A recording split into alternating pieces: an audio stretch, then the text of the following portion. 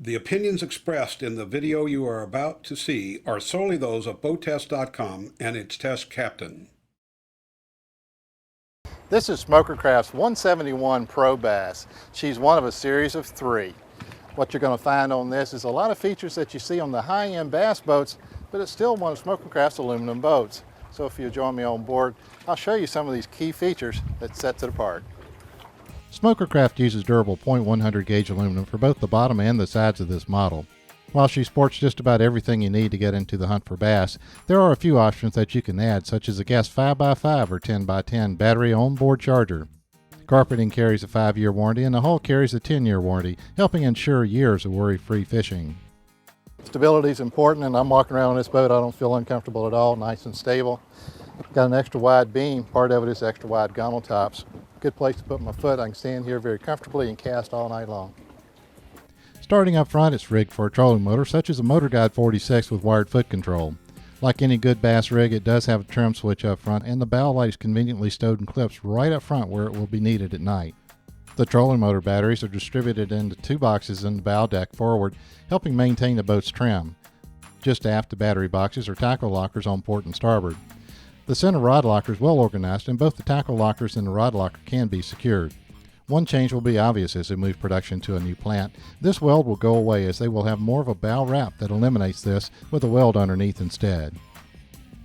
Up front for our casting deck, we got about a 67 by 72 inch space, which is a lot of room. I've got about 31 inches across the floor in the center, and then across the back looks like it's about 40 inches by beam width. So we've got a lot of space on board, and I think they're using it quite well. We've got 3 across seating here. This seat folds down, as well as it has storage underneath.